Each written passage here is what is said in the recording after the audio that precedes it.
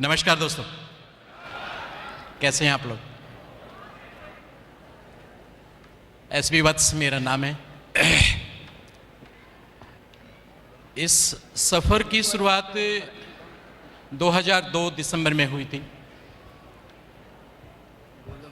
As a user मैं इस company में आया था बेसिकली, और जिस टाइम मैं इस कंपनी में आया था उस टाइम मैं सर्विस में था।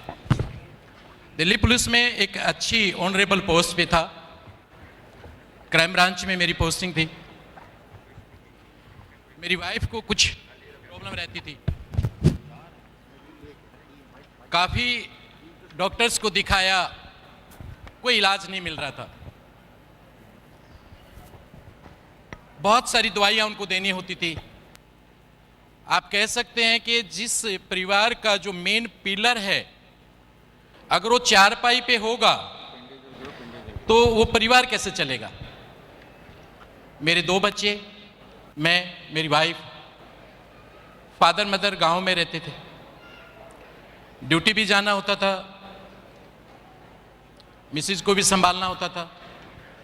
मेरे एक फ्रेंड जो बाद में मेरे थैंक यू अपलाइन भी रहे, वो आज भी मेरे स्टिल वो अपलाइन है। Thank you so much. उन्होंने मुझे इस प्रोडक्ट के बारे में बताया।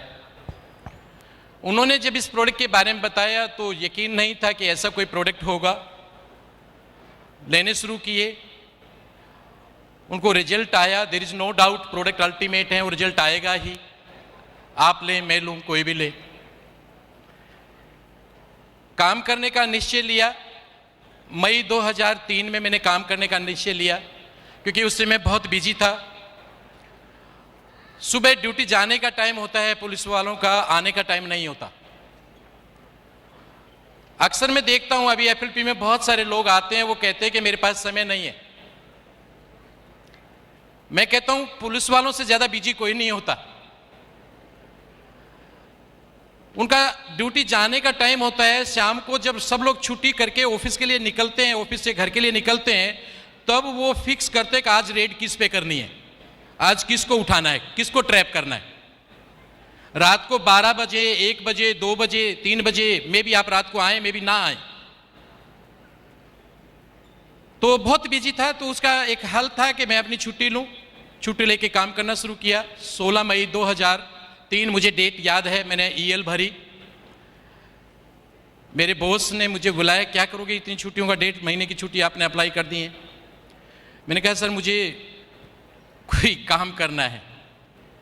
बॉस के साथ मेरी बहुत अच्छी टून अप थी, क्योंकि वो मेरी बहुत सारी स्थितियों को जानते थे। उन्होंने कहा कोई बात नहीं, आप छुट्टी ले लो, लेकिन टाइम से वापस आ जाना। 1.5 महीने की छुट्टी लेके मैंने काम करना शुरू किया। और 1.5 महीने की छुट्टी में तो सक्सेस होना नहीं था। और सक्सेस का तरीका आप लोग सभी जानते हैं। बहुत सारे मेरे साथी लीडर्स आप लोगों को, मेरे सीनियर लीडर्स आप लोगों को बता भी रहे कि सक्सेस पे जाने से पहले आपको ट्रेनिंग के प्रोसेस से गुजरना होगा। अगर आप ट्रेनिंग से नहीं गुजर पाएंगे तो आपकी सक्सेस अधूरी है और वो टेम्परेरी है। तो ट्रेनिंग लेना शुरू किया। 1.5 महीने तक लगातार ट्रेनिंग। छुट्टियां खत्म हो गई, लेकिन कमिटमेंट था कि मैं भी इसमें कामयाब होकर दिखाऊंगा। फिर 1.5 महीने की ईएल एक्सटेंड करवाई। 3 महीने में भी बात नहीं बनी। एक कसम थी कि वापस ड्यूटी पे उस दिन जाऊंगा जिस दिन मेरा चेक 1 लाख रुपए का होगा।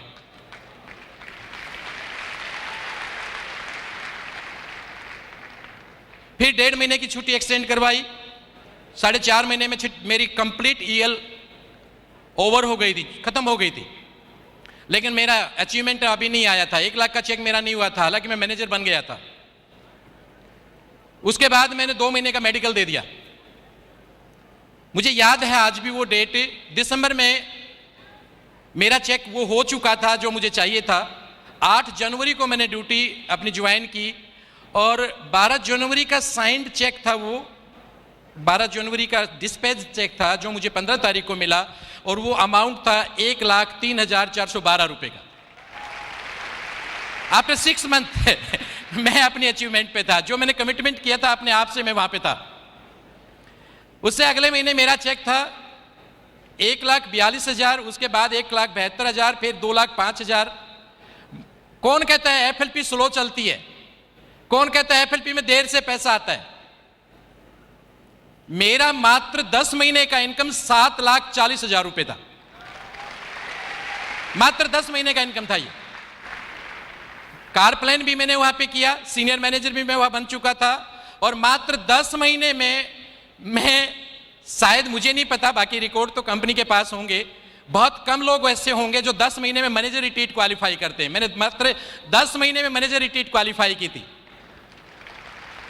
फ्रॉम दैट डे 2003 से लेके आज तक मैंने कभी अपनी मैनेजर रिट्रीट कभी भी लैप्स नहीं करी, रेगुलर मेरी क्वालिफाई होती रही 2003 से लेके आज तक। उसके बाद 20 महीने बाद प्रॉफिट शेयर क्वालिफाई किया। 3 साल के बाद मैं कंपनी का सोरिंग मैनेजर था, कंपनी के मार्केटिंग प्लान में सोरिंग मैनेजर था मैं 3 साल के बाद। और दोस्तों, car plan 1, car plan 2, car plan 3, again car plan 3, again car plan 3, 5 बार कार प्लान मैं ले चुका हूं। 5 बार कंपनी की मार्केटिंग प्लान के थ्रू मैं प्रॉफिट शेयर अचीव कर चुका हूं। 2008 ऑनवर्ड रेगुलर में ग्लोबल रैली क्वालिफायर हूं। ये सारे के सारे जो अचीवमेंट मिले, देयर इज नो डाउट आप लोगों के सहयोग से, मेरे टीम मेंबर्स, मेरे अपलाइन, डाउनलाइन, इवन मेरी ब्रदर लाइन, उन सब लोगों की प्रेरणा से, एक एक वो ट्रेनर जो एफएलपी में ट्रेनिंग्स देता है, चाहे वो बॉम्बे देता है चाहे दिल्ली देता है, कहीं ना कहीं उनसे हमारे को ट्रेनिंग मिली, नेशनल, इंटरनेशनल, और सबसे बड़े कोच हम सब के मिस्टर अमरजीत उबी सर की ट्रेनिंग को मैंने कभी मिस नहीं किया। Yes, is a great coach. एक एक शब्द को हम लोगों ने अपनाया, उसको डीपली डाइजेस्ट किया, जो बड़ा मुश्किल होता है सब लोगों से, क्योंकि अगर आपको किसी सिस्टम में सक्सेस होना है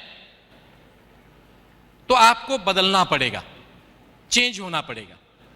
आप पुराने सिस्टम को नए सिस्टम में ला ही नहीं सकते। मेरे जैसा व्यक्ति जिसका एकदम अलग हटके फील्ड है, आप लोग पुलिस अफसरों को जानते होंगे, मेरे ख्याल से देखते होंगे आए दिन, है ना? हेलो, कभी वास्ता ना पड़े तो अच्छा है। 3 चीजों से भगवान ना मिलाए, एक खाकी वर्दी से, एक काले कोट से, और एक सफेद कोट से।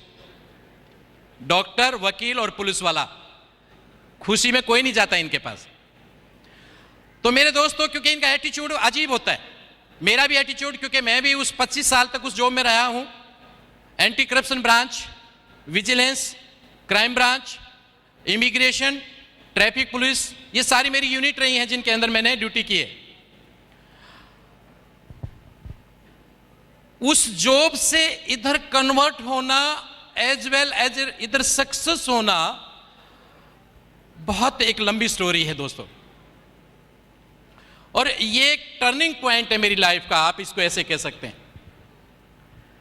हर व्यक्ति की जिंदगी में कहीं ना कहीं एक टिस होती है कि मैं एक एक्स्ट्रा इनकम लूं। अपनी इनकम से कोई भी सेटिस्फाई नहीं होता है। सैलरी की कुछ लिमिटेशंस होती हैं, उस सैलरी से आप जस्ट दाल रोटी खा सकते हैं। आजकल तो दाल भी महंगी हो गई है वैसे, लेकिन आप बड़े सपने नहीं देख सकते। आप अपने बच्चों को वो नहीं दे सकते जो जिसके लिए वो डिजर्व करते हैं। तो उसके लिए क्या है, इस महंगाई के जमाने में आइदर या तो आप एक साइड जॉब करो, साइड बिजनेस करो, या फिर कोई दूसरा काम करो। मेरे पास भी ऑप्शन था, एक बेहतरीन ऑप्शन था जो मेरे बहुत सारे साथी पहले से कर रहे थे, टेबल के नीचे से लेने का। अच्छा है क्या ऑप्शन? लेकिन मैं चूंकि एंटी करप्शन ब्रांच में रहा हूं, मैंने लोगों को जेल में जाते हुए, रोते हुए, बिलखते हुए देखा है। मैं अपनी जमीर को मार के पैसा नहीं लेना चाहता था, कभी भी रिश्वत नहीं लूंगा मैं। मैंने अपनी जिंदगी में कभी ऐसा कोई काम नहीं किया जिससे मेरे बच्चों को शर्म से उनकी गर्दन झुक जाए, बल्कि मैं ऐसा काम करता हूं, भूखे रहूंगा, मैं दाल रोटी खाऊंगा, चटनी रोटी खाऊंगा, कोई ऐब नहीं है। बीड़ी, सिगरेट, तंबाकू, शराब, मांस, मिट्टी, दारू, कोई है नहीं एक पुलिस वाला ऐसा देखा कभी आप लोगों ने? नेवर। मैं ऐसा कभी कोई काम नहीं करता जिससे मेरे बच्चों की गर्दन झुके। मैं रिश्वत नहीं लूंगा। तो मैं क्या करूं एक्स्ट्रा इनकम के लिए? मैंने अपने जॉब के साथ साथ इंश्योरेंस का काम किया। कभी देखा कोई पुलिस वाला इंश्योरेंस करते हुए? बहुत कम। छुट्टी वाले दिन जैसे ही मेरे को मौका लगता है मैं इंश्योरेंस करने निकल जाता था। 2 लोगों की, 4 लोगों की, जो पॉसिबल होती इंश्योरेंस करता। 5 साल तक मैंने किया। और 5 साल के बाद मेरी एक आदत है, किसी काम को या तो करो मत, और करो तो उसमें पूरा मन लगा के करो और पूरा उसको टाइम दो। 5 साल तक काम करने के बाद मैंने पाया कि इस एक्स्ट्रा इनकम से मेरा काम नहीं चल सकता। मैंने ट्रांसपोर्ट का काम किया। मेरे कजन ट्रांसपोर्ट कमिश्नर थे उस टाइम पे। उनके पास भी उनकी खुद की बसें होती थी, रेड लाइन बसें, और रेड लाइन बसों में उस टाइम अच्छी इनकम थी। मेरी भाभी शाम को नोटों का थैला भर के ऐसे छुपा के रखती थी। मैं, पैसा किसको अच्छा नहीं लगता? ठीक है, इसमें क्या गलत है? मुझे भी करना चाहिए। मैंने अपना जीपीएफ निकाला। लोगों में बड़ी अच्छी इमेज थी, बड़े अच्छे दोस्त थे। उन्होंने कहा आपको पैसा चाहिए तो ले जाओ भैया। उन्होंने खुद ही भिजवा दिया। एक बस ले ली मैंने, और उन्होंने एट द सेम टाइम मुझे राय दी, क्या रेड लाइन में रखा है? दिल्ली खेतड़ी का परमिट निकला हुआ, दिल्ली खेतड़ी नेशनल हाईवे पर बस चलाना। अरे ये तो और भी अच्छी बात है। मैंने दिल्ली खेतड़ी का परमिट लिया और बस वहां पे लगा दी। मुश्किल से 1 महीना भी नहीं चली थी, वहां के जो एसटीसी स्टेट ट्रांसपोर्ट कमिश्नर के काउंटर साइन होने थे वो नहीं हुए, और वो गाड़ी विड्रा हो गई। कोर्ट केस चला, उससे कोर्ट से हम लोगों ने स्टे लिया, लेकिन मुश्किल से 2-3 महीने बाद बस हमारी वापस हो गई। बहुत बुरी स्थिति थी मेरी। मेरी सैलरी 20-22 हज़ार रुपये, ड्राइवर की तनख्वाह 15 हज़ार रुपये, कंडक्टर की तनख्वाह 5 हज़ार रुपये, ऊपर से क्लीनर, ऊपर से गाड़ी की 17,800 रुपये किस्त। मैं कहाँ से पे करूँगा? बस मेरे घर पे के बाहर खड़ी थी। डग्गेमारी में चलाई, नेपाल बॉर्डर पे जाती थी, हरिद्वार जाती थी, वहाँ पे जम्मू कटरा चलने लगी। एक बार एक ठेकेदार को बस दे रखी थी, उसने नेपाल बॉर्डर पे ले जाके वहाँ पे गाड़ी का इंजन सीज कर दिया। 3 दिन में उस बस को हम क्रेन से ढो के लाए यहाँ पे। 85 हज़ार रुपये लगा के उस इंजन को उठवाया। कान पकड़ लिया, जिंदगी में दोबारा ये काम नहीं करूँगा। बावजूद इससे यहाँ पे नहीं रुका। सलाहकार बड़े अच्छे रहते हैं। उन्होंने कहा एक बस कभी भी कमा के नहीं देती, दूसरी और ले लो। ABCD भी नहीं आती थी बिजनेस की। और चांस की बात है कि जैसे तैसे करके एक और ले ली। मिसिस की ज्वेलरी भी बेच दी। मिसिस डिप्रेशन में चली गई। अपना ऑफिस खोला, ट्रांसपोर्ट का ऑफिस खोला। मैं, मेरे ब्रदर इन लॉ यहीं पे बैठे हैं वो, और हम दिन रात भागे फिरते थे। 5 साल तक उस काम को भी किया। फिर वहां से थकने के बाद हमने अंडर DTC लगा दी। अंडर DTC लगाने के बाद, चेक आने के बाद हमें जल्दी ये रहती थी कि इसको कैश कैसे कराएं। और चांस की बात तो वही बैंक मैनेजर जो मेरे चेक को उस टाइम पे कैश करते थे, यहीं पे बैठे हैं वो बैठे।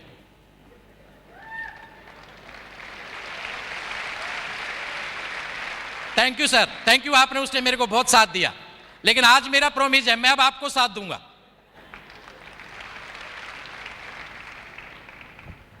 दोस्तों, 5 साल बाद गोसवारा निकाला। मेरे सर पे जितने बाल थे उतना मेरे सर पे कर्ज था। सब कुछ बेच दिया। वाइफ की हालत ये थी, बिस्तर से नहीं उठ पाती थी। घर में फोन, लैंडलाइन, जब बेल बजती थी तो हम लोग कांपने लग जाते थे, किसी पैसा मांगने वाले का फोन है। एक मेरे गुरुजी हैं, उन्होंने कहा कि यहाँ से आप जगह बदल दो। मेरे पास गवर्नमेंट का रेजिडेंस था। मैं छोड़ के यहाँ से रोहतक चला गया। कई बार कुछ लोग कहते हैं कि हमारे पास पैसा नहीं है इसलिए हम एफएलपी नहीं कर सकते। रोहतक चला गया। मेरे पास पैसा मांगने वाले वहीं पे मेरे को सूंघ के कहां पे छुपा हुआ हूं वहीं पहुंच गए। अक्सर ये सोचने लगा मैं कि इस जिंदगी से नरक भी बेहतर है, क्यों ना मैं सुसाइड कर लूं, क्योंकि इतना पैसा मैं नहीं दे सकता था। 22 लाख कर्ज 2002 में बहुत बड़ा कर्ज होता है। सैलरी मेरी 20-22 हजार रुपए थी। ऐसे बढ़ रहा था, हर महीने उसमें करीब 50-60 हजार रुपए हर महीने इंटरेस्ट के जुड़ जाते थे। हर 2 महीने बाद 1 लाख बढ़ जाता था। एक दिन मेरी जिंदगी का बहुत ही टर्निंग पॉइंट आया। मेरे घर में, जिस मकान में हम रह रहे थे रोहतक, किराया देना था मुझे। किराया देने के लिए मेरे पास पैसा नहीं था। मैंने किसी से इंश्योरेंस की प्रीमियम लेना था दिल्ली से। मैंने सोचा कि उससे प्रीमियम के पैसे लूँगा, उसकी 2 दिन बाद किस्त भर दूंगा और मैं यहाँ पे उसका रेंट पे कर दूंगा। मैं घर से निकला तो मेरी जेब में बस में टिकट लेने के लिए पैसे नहीं थे। ट्रेन में जाने के लिए भी मेरे पास पैसे नहीं थे। मैं अपनी कमजोरी को अपनी वाइफ को भी नहीं बता सकता था, क्योंकि वो पहले से डिप्रेस्ड हो चुकी थी। मेरे 2 छोटे छोटे बच्चे। कोई तीसरा आदमी मुझे नजर नहीं आता था कि जो मेरी मदद कर दे। मेरे फादर से भी मैंने बात की इस बारे में कि मेरे साथ ये स्थिति गुजर रही है। गांव में अच्छी जमीन जायदाद है। अगर आज मैं उसकी पर एकड़ की बात करूं तो 3 करोड़ रुपए पर एकड़ है।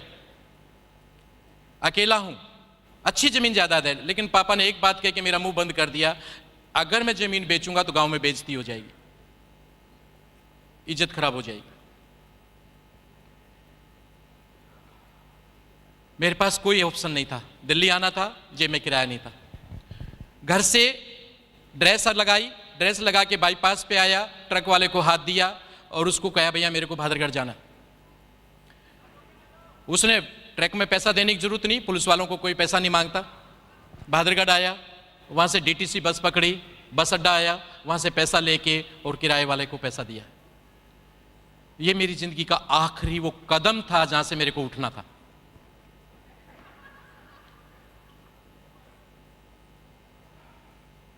मेरे दोस्त, मेरे हितैषी, मेरे अपलाइन मिस्टर आर.बी. लाकड़ा, उन्होंने मुझे इसके बारे में बताया कि उनकी बहन ठीक हुई है इन प्रोडक्ट को लेके, क्यों ना आप भाभी जी को ये प्रोडक्ट दें।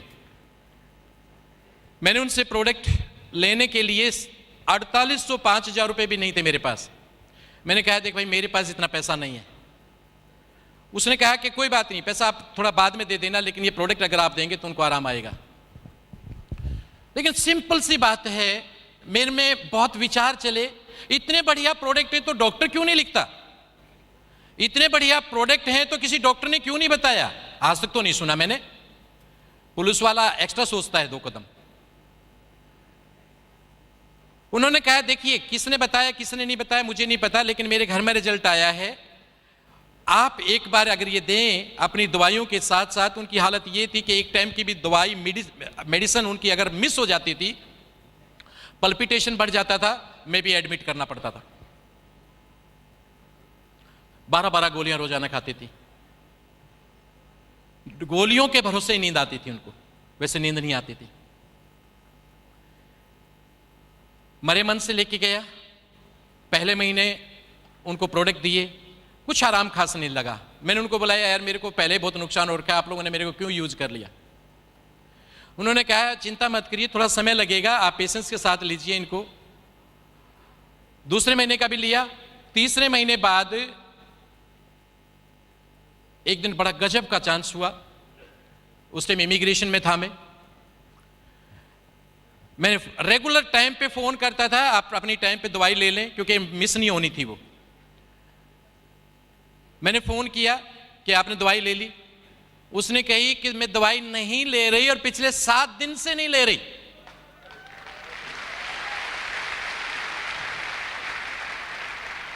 और आज के बाद इस जहर को खाऊंगी भी नहीं मैं नहीं लूंगी ये दवाइयां, और मैं बिल्कुल ठीक हूं। वो मेरी जिंदगी का सबसे हसीन पल था कि मेरी जिंदगी का एक कैंसर जो जिंदगी में कभी ठीक नहीं होता वो ठीक हो चुका था with these products. Thank you so much sir, thank you. आपने जस्ट FLP आप यहां नहीं लेके आए, आप बहुत सारे लोगों को जिंदगी लेके आए हैं, चाहे वो प्रोडक्ट यूज करें चाहे इस कंपनी में काम करें, बहुत सारे लोगों की जिंदगी लेके आए हैं। उसके बाद मैंने डिसीजन किया कि मैं इस प्रोडक्ट को आगे प्रमोट करूंगा। मेरे भैया जो उस टाइम में प्रिंसिपल थे, उन्होंने कहा यार ये प्रोडक्ट बेहतरीन प्रोडक्ट है, मैं भी यूज करूंगा। मैंने कहा भैया बहुत महंगे हैं। अच्छा महंगे हैं तो तू ही यूज कर सकता भाई, हम तो कर ही नहीं सकते। अच्छा भैया आप भी ले लो। उन्होंने लिया। वो डायबिटिक थे, अस्थमेटिक थे लिटिल बिट, उनको अस्थमा की शिकायत रहती थी, BP हाई था। रात को हमारी भाभी पैर दबा दबा के सुलाती थी, उनको नींद नहीं आती थी। अब सुबह वो 4 बजे पार्क में दौड़ लगाते थे। वो कहते थे यार पता नहीं कहां से एनर्जी आती है, मेरे को कोई थकान नहीं होती और मैं एकदम हेल्दी महसूस कर रहा हूं।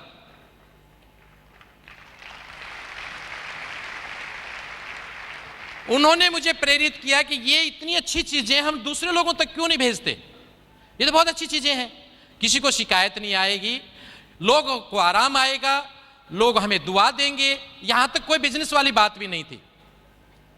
वो भी मेरे साथ लगे और वो मेरे पहले सीनियर मैनेजर भी बने, बाद में कारप्लेन भी किया उन्होंने। आजकल बिजी हो रहे हैं, इंजीनियरिंग कॉलेज बनाया उन्होंने, इसलिए वो बिजी हो रहे हैं, नहीं ध्यान दे पाते। बहुत सारे चैलेंजेस आए क्योंकि उस टाइम पे दोस्तों यहां पे जो आज आप देख रहे हैं सीन, ये बहुत एडवांस है। यहां तक का सफर जो निकला है, उस टाइम पे जब हम काम करते थे शुरुआत के दिनों में, बाय चांस किसी के एक के पास कोई टेस्टिमोनी मिल जाती, कलर पेपर मिल जाता, लो भैया मलेशिया में इस लेडी के मीजल्स ठीक हो गए, ये एक्ने ठीक हो गया, ये इसके ये प्रॉब्लम ठीक हो गए, तो सारे लीडर उसकी कॉपी करके घुमा लेते थे। और जब हम किसी इंसान के पास जाते थे, किसी प्रोस्पेक्ट के पास जाते थे, तो हम ये कहते थे देखिए ये देखिए मलेशिया में इस लेडी को ये मीजल्स ठीक हो गए, ये देखिए ये सिंगापुर में इस लेडी को ये प्रॉब्लम थी, ये ठीक होगी। कई बार तो पकड़े जाते थे, वो पूछ लेते थे यहां क्या हुआ वो बताओ भाई, हमारे पास कोई उत्तर नहीं होता था क्योंकि इनिशियल स्टेज पे थी कंपनी और यहां पे वो रिजल्ट, वो सारी बातें इतनी नहीं थी। आज तो आप लोग तो बहुत स्वर्ण एकदम गोल्डन टाइम पे आए हो। उस टाइम बिजनेस प्लान के लिए भी हम ये दिखाते थे, ये देखिए 2003 में रोल्फ किप का 5 लाख का प्रॉफिट शेयर चेक आया है। वो कहते थे इंडिया में किसका आया भाई। तो उस टाइम थोड़े चैलेंजेस ज्यादा थे, उस टाइम ट्रेनिंग लिटरेचर बहुत सारी चीजें इस कदर नहीं थी। आज तो बहुत इंप्रूव हुआ है।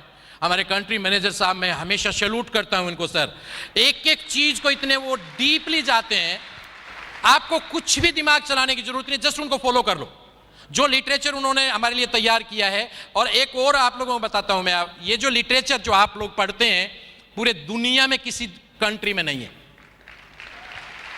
पूरी दुनिया में किसी कंट्री में ये लिटरेचर नहीं है जो आप लोगों को मिलता है। ये जो ट्रेनिंग सिस्टम, ये जो ट्रेनर्स को भी हमेशा अपडेट करते रहते हैं, वो हमेशा बेहतर से बेहतर बनाने की कोशिश करते हैं। और आज अगर हम लोग सफल हैं ना, तो किसकी वजह से? ऑफ कोर्स इनकी कोचिंग की वजह से। Thank you so much sir. As well as हमारे सारे के सारे ट्रेनर, चाहे वो प्रेम राजन सर हो, मेजर भटनागर हो, TPS Bedi, Sunil Gupta, Arun Surana, mister Anand Gandhi, of course Anupam Thapliyal, ये जितने भी हमारे ट्रेनर्स हैं अल्टीमेट है। इंडिया में ट्रेनर नहीं है ऐसे, अल्टीमेट ट्रेनर हैं, ऑलवेज स्पोर्टिव। एक से एक ट्रेनिंग को इतने बेहतर तरीके से चार्ट किया गया, इतने बेहतर तरीके से ट्रेनिंग देते हैं। और यही वजह है जो मैं आज इस स्टेज पे खड़ा हूं। अगर मैं ट्रेनिंग में नहीं होता तो मैं आज यहां नहीं होता। यस, मेरी सफलता के पीछे और कोई नहीं है। ऑफ कोर्स टीम तभी बना पाएगा इंसान जब उसको खुद आता होगा। टीम बाद में आती है, पहले खुद इंसान को उसके लेवल पे तैयार होना पड़ता है। और उस लेवल पर तैयार होने के लिए उसको ट्रेनिंग्स लेनी होती हैं, उस प्रोसेस से गुजरना होता है। बहुत सारी ट्रेनिंग्स ली, आज भी ट्रेनिंग कभी भी मिस नहीं करते। जो भी लिटरेचर कहीं पे भी मिलता है, मैं तो उसको याद नहीं करता, मैं उस लिटरेचर को पढ़ता नहीं हूं, पूरी तरह से डाइजेस्ट करता हूं। मैं अपनी टीम को भी एक ही बात सिखाता हूं, एक ही मेरा फार्मूला, मेरी टीम वाले सब लोग जानते हैं। A few books well digested and studies is better than thousands books gargled in the mouth. एक ही फार्मूला है, हजारों किताब पढ़ने से बेहतर है एक ही किताब को पूरी तरह से अपनी जिंदगी में उतार लो। एक एक पेज आप पढ़ो, ना केवल पढ़ो उसको, अगले दिन फिर वहीं से शुरू करो, अगले दिन फिर वहीं से शुरू करो, और फिर उसको अपनी जिंदगी में अपना लो, तब आप चेंज हो पाओगे। अगर आपने आज पढ़ा और किताब को फेंक दिया तो कुछ नहीं हो सकता।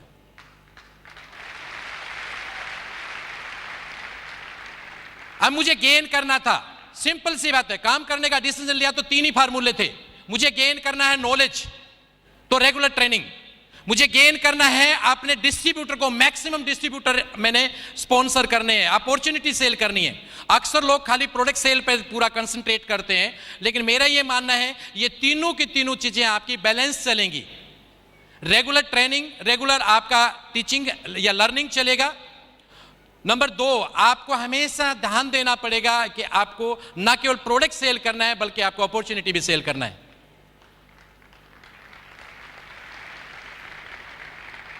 आज भी मेरा एक वसूल है, मेरे टीम में कोई भी व्यक्ति कहीं भी किसी भी डाउन में हो, मैं परवाह नहीं करता ये मेरा 12वां डाउन लाइन है, ये मेरा 10वां डाउन लाइन है, मैं जानता ही नहीं 6 3 2 क्या होता है, नहीं जानता।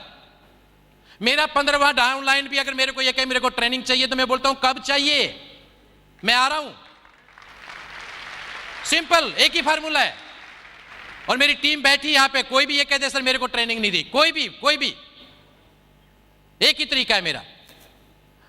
कोई भी व्यक्ति मेरे को फोन करे, मुझे एफएलपी करना है, चाहे वो अंडमान बैठा है, चाहे वो बेंगलोर बैठा है, चाहे वो कलकत्ता बैठा है, श्री भगवान वहां पे खड़ा है।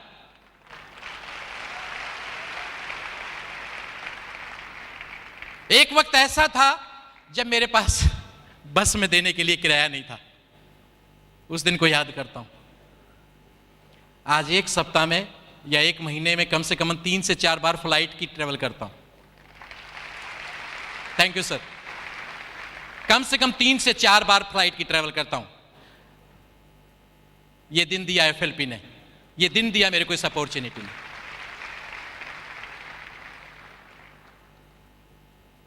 आज इस अपॉर्चुनिटी की वजह से, इस कंपनी की वजह से,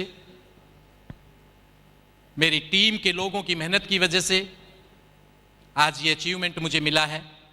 ऑफ कोर्स इन ट्रेनर्स की वजह से, जो सारे के सारे डायमंड मेरे सामने बैठे हैं, A to Z, सबका नाम लेना पॉसिबल नहीं है, चाहे वो मेरिट के डायमंड बैठे हों, चाहे वो कहीं के भी डायमंड हों, सारे ट्रेनर्स, इन सब लोगों की गाइडलाइंस की वजह से, इन लोगों के सम्मान की वजह से, इन लोगों के प्यार की वजह से, इन लोगों की प्रेरणा की वजह से।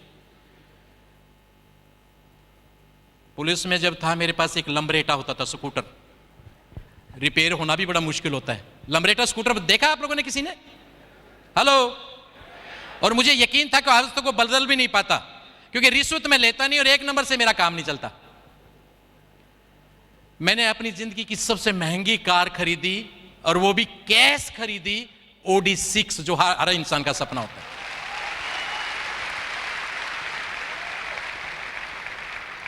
HDFC बैंक में मेरा अकाउंट है, वो अक्सर मुझे फोन करते रहते हैं, सारे सर आपका ये प्री अप्रूव्ड लोन है 30 लाख का, सर आपका ये प्री अप्रूव्ड लोन है 60 लाख का, सर आपका ये प्री अप्रूव्ड क्रेडिट कार्ड है आपका 10 लाख का, 5 लाख का, ऐसे करते रहते हैं। मैं बोला तुम्हें लोन चाहिए तो बोलो, अपने को नहीं चाहिए, अपने को नहीं चाहिए, बिल्कुल नहीं चाहिए। आज मेरे पास FD है, आज मेरे पास रेगुलर डिपॉजिट करता हूं, मैं रेगुलर में सेविंग करता हूं, एक सिस्टम अपनाता हूं। हर इंसान का एक सपना होता है जो मैं पुलिस से कभी पूरा नहीं कर सकता था, कि मेरे बच्चे हाईली क्वालिफाइड हों। आपका भी सपना है क्या? आज मेरी बेटी MD कर रही है RML हॉस्पिटल से, केवल FLP की वजह से। मुझे फक्र है। उनकी फीस देने के लिए या उनको फैसिलिटी देने के लिए मुझे कभी सोचना नहीं पड़ता। अभी उसकी MD पूरी होने वाली है तो वो पूछी पापा अब? मैं बोला अब आगे MCH कर, नौकरी नहीं करनी, पढ़ जहां तक पढ़ना है तेरे को। ये फीलिंग आती है आपकी इस अपॉर्चुनिटी से, ये फीलिंग आती है आपकी फाइनेंशियल फ्रीडम से।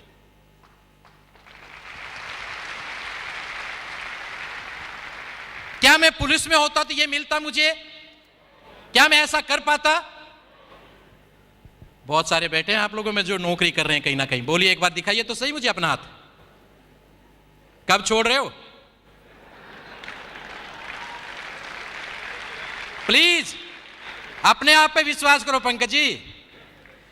आजकल मेरी टीम में नौकरी छुड़ाने में मैं माहिर हूं। मेरे पार्सनाथ जी सब इंस्पेक्टर से अभी उन्होंने रिजाइन किया है। पार्सनाथ जी कहां हैं?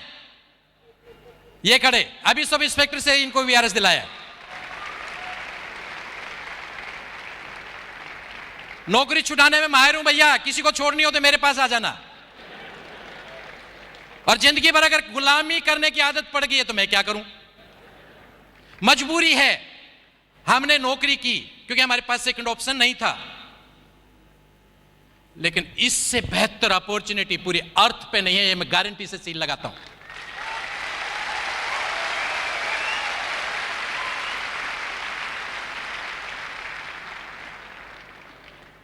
आप लोग जब कंपनी को जांचते हैं ना, कुछ लोग नए आते हैं ना, तो मुझे कई बार हंसी आती है।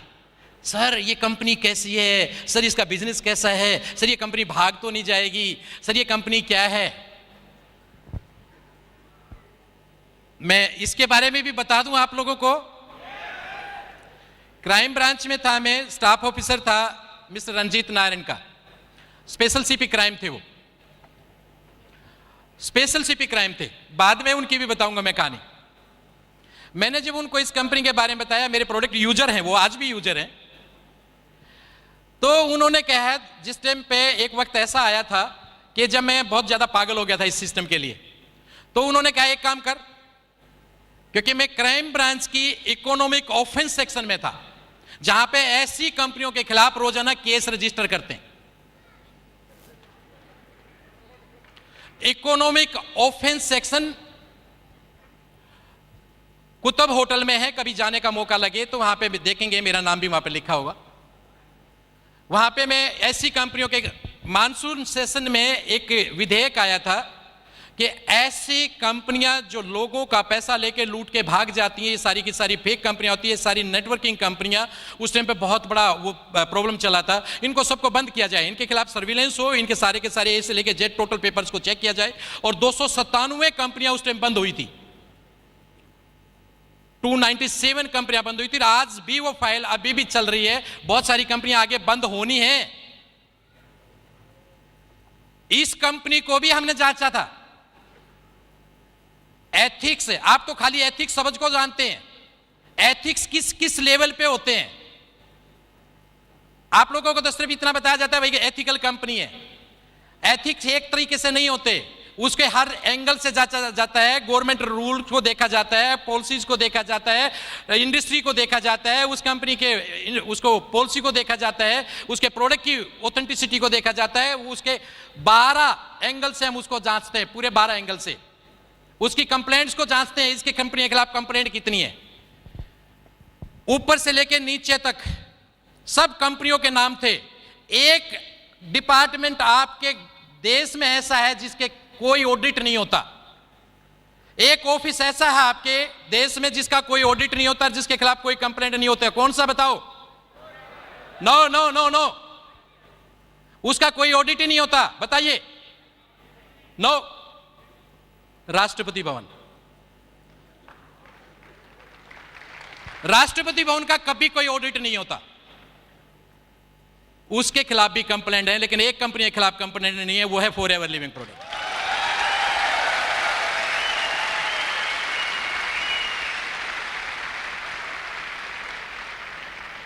शायद ही कोई ऐसा गवर्नमेंट डिपार्टमेंट हो जिसने हमेशा टाइम पे पैसा दे दिया हो, शायद ही।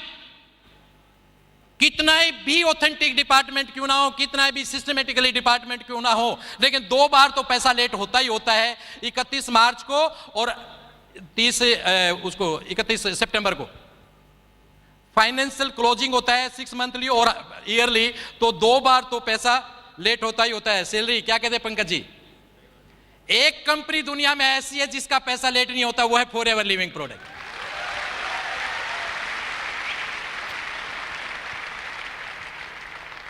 क्या क्या सलूट करें हम सर आपको, और फिर आप इस कंपनी में डाउट करते हो। ये आपके दिमाग की कमजोरी है और कुछ भी नहीं है। आप वहां तक सोच भी नहीं सकते जहां तक एफएलपी है। एक वक्त ऐसा आया मेरी जिंदगी में जब मेरे को एक डिसीजन लेना था 2007 में कि मैं अब नौकरी करूं या एफएलपी करूं। कारण टीम काफी बढ़ चुकी थी, उसको सपोर्ट करना था, फाइनेंशियली में काफी साउंड था। और थैंक यू सुनील सर, आपने मेरे को गाइड किया कि जिस दिन आपकी सैलरी से 10 गुना ज्यादा आपका चेक बढ़ जाए उस दिन नौकरी छोड़ देना। याद आपको ऐसा बात? मुझे याद है। तो मेरी नौकरी छुड़ाई सुनील सर ने भैया। वो डिसीजन मेरा लेने बहुत मुश्किल था। मेरे परिवार के लोग केवल 3 लोग मेरे साथ थे, मेरी वाइफ और 2 मेरे बच्चे। वो एक बात जानते थे, मेरे पापा जो करेंगे या मेरे हस्बैंड जो करेंगे वो सही करेंगे, वो गलत नहीं करेंगे। मेरे फादर खुद कह रहे थे अगर नौकरी छोड़ दी तो गांव में तो आना मत, बेइज्जती करवाएगा पूरे समाज में, हम बर्दाश्त नहीं कर पाएंगे। मेरे खुद बॉस जो मुझे अपने बच्चे की तरह आज भी मानते हैं, उन्होंने कहा श्री भगवान एक बात का जवाब दे देना नौकरी छोड़ने से पहले, अगली 15 साल की तेरी नौकरी बाकी है, कितना पैसा तेरे को मिलने वाला है, प्रमोशन तेरे को मिलने वाला है, जून में तेरा प्रमोशन ड्यू है और सितंबर में, उसमें नवंबर में तू नौकरी छोड़ने की बात कर रहा है। ऊपर से पे कमीशन आना है। 2008 जून में पे कमीशन आया था। तू क्या करना चाह रहा है? गुरुद्वारे जाते होंगे, मैंने भगवान को नहीं देखा कभी। आपने देखा है? हेलो, मैंने नहीं देखा भगवान को कभी। मैंने एक भगवान को देखा है, वो है रेक्स। मेरी नजरों में ये इज्जत है, जिन्होंने करोड़ों लोगों को हेल्थ और वेल्थ दी है, असली मायने में ये है भगवान है। मेरी नजरों में ये भगवान है। करोड़ों लोगों को उन्होंने हेल्थ और वेल्थ दी है, एक बेहतरीन लाइफस्टाइल। अभी कुछ देर पहले पूछ रहे थे सुराना जी, आप लोगों में कितने लोग रिच होना चाहते हैं, कितने लोग वेल्दी होना चाहते हैं? ऑफ कोर्स मैं अक्सर सुनता हूं लोगों से कि सर हम लोग एफएलपी में पैसा कमाने आए। आप भी पैसा कमाने आए होंगे? पैसा कमाने मत आइए, पैसा तो हर जगह मिल जाता है, बहुत जगह मिल जाता है। पैसा तो आजकल क्रिकेट में सट्टा लगा के भी लोग कमा लेते हैं। पूरी जिंदगी चाहिए तो एफएलपी में आ जाइए, पूरी जिंदगी चाहिए तो। एक बेहतरीन लाइफस्टाइल, अल्टीमेट लाइफस्टाइल, देश विदेश की यात्राएं, बेहतर एजुकेशन, लंबी कार, लंबा बढ़िया मकान, एक बेहतरीन owner, recognition, reputation, lots of time, सब कुछ आपको चाहिए तो उसके लिए एफएलपी है। It's not a part of life, it's a complete life. Decision आपका ही आपकी जिंदगी को बेहतर बनाएगा। आज सब कुछ है केवल एफएलपी की वजह से। आज जो है सेटिस्फाई हूं, लेकिन सचिन तेंदुलकर की एक बात को याद रखता हूं कि मैं सबसे बड़ा आलोचक खुद का खुद हूं। यहां पे रुकना नहीं है, मुझे नहीं रुकना ना, आगे बढ़ना है। स्लो ही सही, धीरे ही सही, लेकिन आगे तो बढ़े। इसे आगे बढ़ना है। आज मैं महसूस करता हूं उस दिन को जब हमारी हैबिटेट सेंटर में हमारी सक्सेस डे हुआ करती थी, और आज इस स्टेडियम को जब हम महसूस कर रहे हैं, इस सफलता को हम लोग सभी सेलिब्रेट कर रहे हैं, पूरी एफएलपी सेलिब्रेट कर रही है। मैं बहुत दूर की सोचता हूं, बहुत विजुलाइज करता हूं हर चीज को। मुझे नहीं पता आप उसको विजुलाइज कर रहे हैं कि नहीं कर रहे हैं, लेकिन मुझे बहुत जल्दी ये क्राउड इंडोर स्टेडियम में दिखाई दे रहा है, इंदिरा गांधी स्टेडियम में।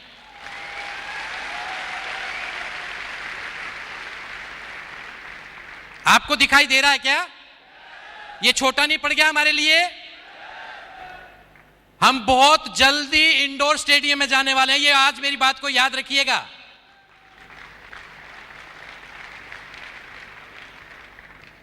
दोस्तों, आपका फ्यूचर, इस कंपनी का फ्यूचर, मैं तो इतना सा महसूस करता हूं, जस्ट हमारे को बेस बनाने में टाइम लगा है। एक जैसे कि हमारे रेक्स सर ने एक बड़ी गजब की स्टोरी सुनाई थी चाइनीज बम्बों के बारे में, कि पहले साल लगाया, कुछ भी महसूस नहीं हुआ। दूसरे साल उसमें पानी देते रहे, वो उसमें चांटिंग करते रहे, कुछ भी महसूस नहीं हुआ। फिर उसके बाद धूप अगरबत्ती करते रहे, फिर भी कुछ चांटिंग नहीं हुआ, तो उसमें ग्रोथ नहीं हुआ। तीसरा साल, चौथा साल, 5 साल के बाद जब उन्होंने जाके देखा तो एकदम वो 75 फीट ऊंचा था। आज वही एफएलपी हो चुकी है। बेस बनाने में हमारे को 10 साल लगे, 12 साल लगे, लेकिन आज FLP जब हम महसूस करते हैं कि ऐसी रैली तो हमारे हर स्टेशन पे होने लग गई हैं, और आज हम सही डाटा तो मेरे को नहीं देना चाहिए और मुझे मालूम भी नहीं है कि कितना, मैं अप्रोक्स आइडिया देता हूं। आप लोग ये बताइए कि आज FLP करीब 400 करोड़ के टर्नओवर के आसपास है। हम मुश्किल से कितनी % पॉपुलेशन के पास पहुंचे? 2%? 2% भी टच नहीं किया हम लोगों ने भैया। 1.25 बिलियन पॉपुलेशन है हमारे देश की, 1.25 बिलियन। 1 मिनट में 50 लोग, 1 घंटे में बच्चे, 1 घंटे में 3000 बच्चे, आज ही मैंने डाटा निकाला है, 1 घंटे में 3000 नए बच्चे आ जाते हैं। और कई बार मैं अपने डिस्ट्रीब्यूटर देखता हूं, वो ये कहते हैं सर उसको उसने ज्वाइन करा लिया, सर उसको उसने ज्वाइन करा लिया। मैं कहता हूं रे इतनी देर में तो और आ चुके हैं 10। क्यों टेंशन ले रहा है? पॉपुलेशन में तो महार हैं हम लोग, क्या है टेंशन ले रहे? ज्वाइन करा लिया, करना नहीं देना, तू दूसरा देख ले। और 10 ने काम नहीं करा तो क्या फर्क पड़ता है, 30 और 11वां देख ले, right?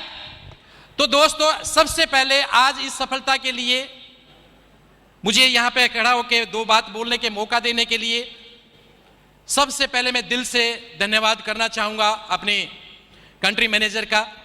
Thank you so much sir.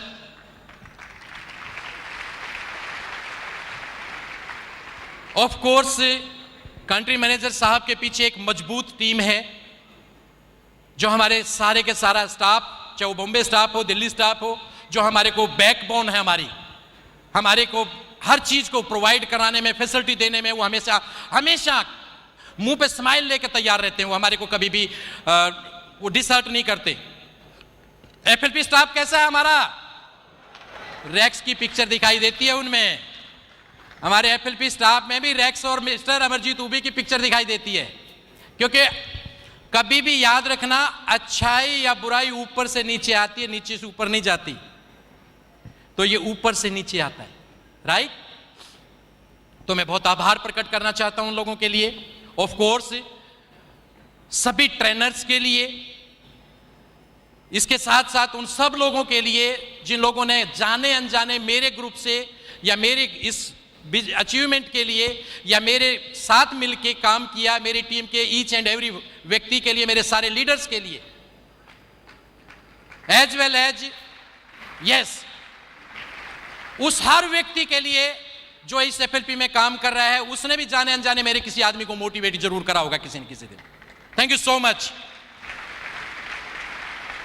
और ऑफ कोर्स एक व्यक्ति के बगैर तो ये कंपनी नहीं थी। हम सब लोग मिलकर धन्यवाद करेंगे मिस्टर रैक्स का। Thank you so much sir, thank you so much. आप लोगों के लिए एक छोटा सा मैसेज दूं, तैयार है? एक ही बात है, बहुत आसान है ये बिजनेस, लेकिन बहुत मुश्किल भी है। मुश्किल उन लोगों के लिए है जो बदलना नहीं चाहते, और आसान उन लोगों के लिए जो बदलना।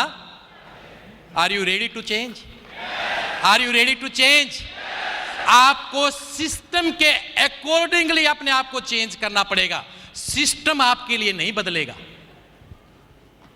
कभी आप सिस्टम को बदलने की कोशिश कर रहे हैं, सिस्टम आपके लिए नहीं बदलेगा। एकदम प्रूवन सिस्टम है, आपको सिस्टम के अकॉर्डिंगली बदलना पड़ेगा। अगर आप तैयार हैं तो सफलता आपके लिए है, अगर आप तैयार नहीं हैं तो ये सिस्टम आपको डिटॉक्सिफाई कर देगा और बाहर का रास्ता दिखा देगा।